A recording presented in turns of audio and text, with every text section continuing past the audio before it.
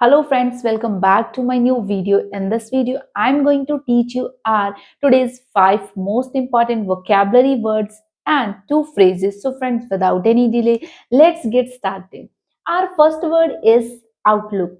What it means? It means देखने का नजरिया. A person's way of understanding or thinking about something, यानी कि किसी भी व्यक्ति का जो way of understanding है, किस तरीके से वो चीजें समझता है या फिर सोचता है किसी भी चीज को लेकर, किसी भी टॉपिक को लेकर, so that's called outlook. Hindi में इसको क्या बोलेंगे? नजरिया. His outlook on life is always positive and optimistic even in face of challenges. What it means?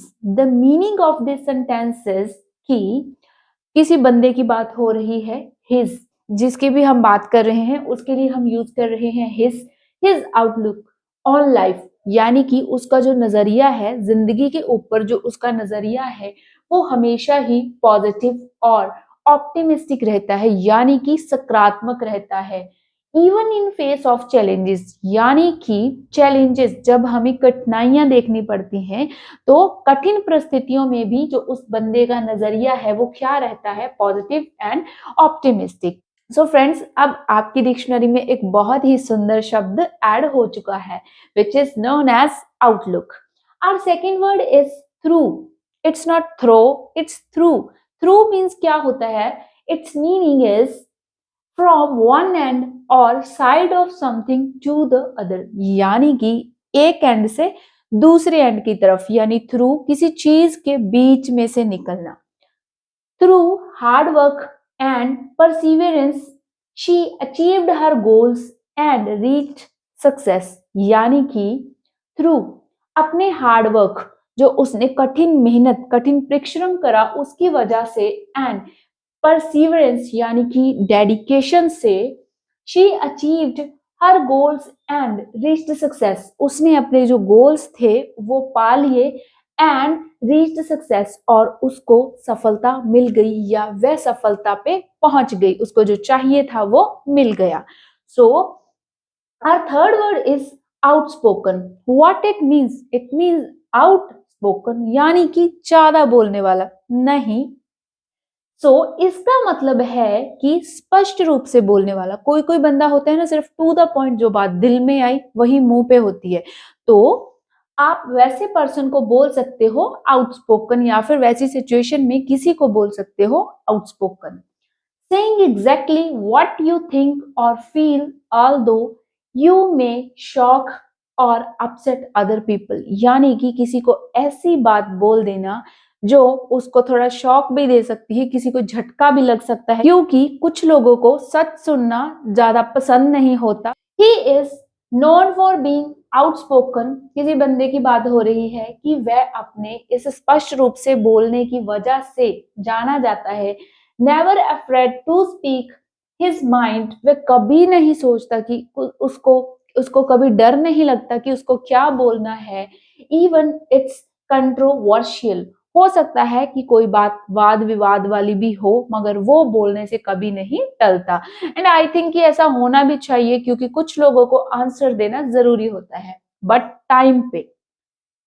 Our fourth word is stupendous. It's stupendous. What it means? It means very large or impressive. यानी कि किसी चीज को देखकर आप impress हो जाओ और आपको लगे ओ माय गुडनेस, ये क्या है, ये क्या हो गया.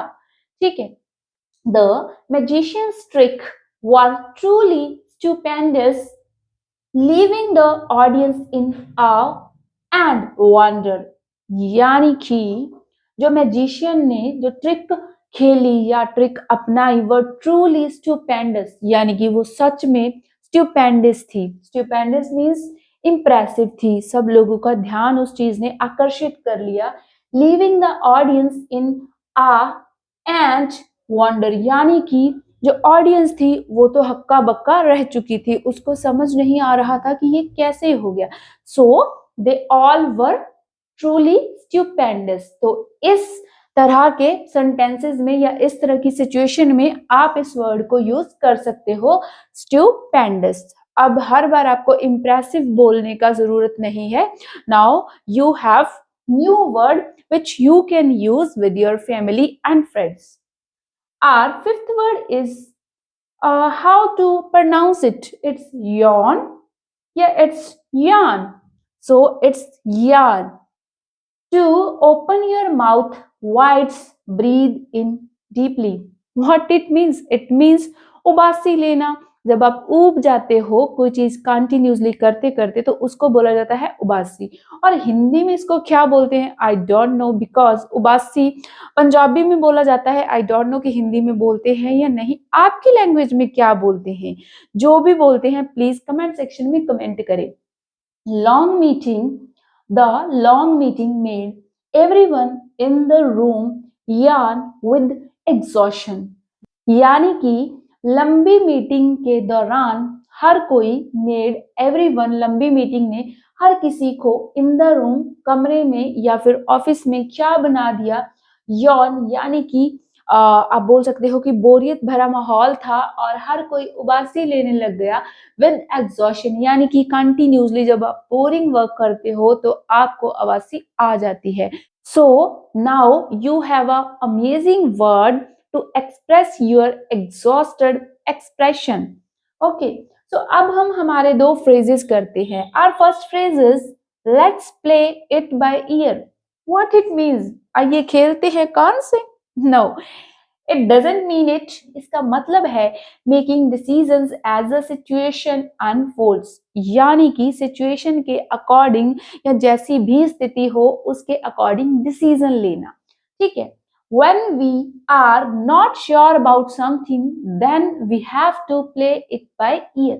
यानी कि मान लीजिए आपके पास कोई ऐसी सिचुएशन है, कोई ऐसी कठिनाई है जिसका सल्यूशन आपके पास नहीं है और आप उस चीज को लेकर श्योर भी नहीं हो, then we have to play it by ear. तो सिचुएशन जब वो चीज आपके सामने आएगी या सिचुएशन जैसी भी हो, परिस्थिति जैसी भी हो, उसके अकॉर्डिंग आप रिएक्ट कर सकते हो या फिर डिसीजन ले सकते हो. Our second phrase is on thin ice. What it means? It means पतली बर्फ पे नहीं. It's means in a risky और अनसर्टेन सिचुएशन. यानी कि बहुत रिस्क वाली सिचुएशन होना और जिसमें आप कुछ भी बता ना पाओ, अनसर्टेन हो सिचुएशन.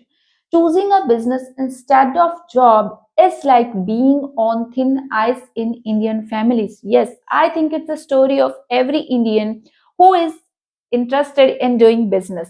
So, बिजनेस को चूज करना इंस्टेड ऑफ जॉब यानी कि जॉब की जगह पर, तो वो कैसी सिचुएशन होती है? वेरी वेरी रिस्की सिचुएशन होती है इन इंडियन फैमिलीज, क्योंकि most of our Indian families choose job instead of business. So it's depend upon person. Education is not directly proportional to job. It's not means कि job ही करना है. जो अगर आपने एजुकेशन कर लिया, पूरा स्टडी कर ली पूरी, तो जॉब ही करना है. It's completely up to you. Even that you have various many options you can choose from. So it's up to you कि आप क्या करते हैं. So friends, आज का वीडियो यहीं तक. मिलते हैं एक नए वीडियो में. अगर सच में कंटेंट पसंद आ रहा है then please don't forget to subscribe my channel, hit the bell icon and I'll see you in the next video.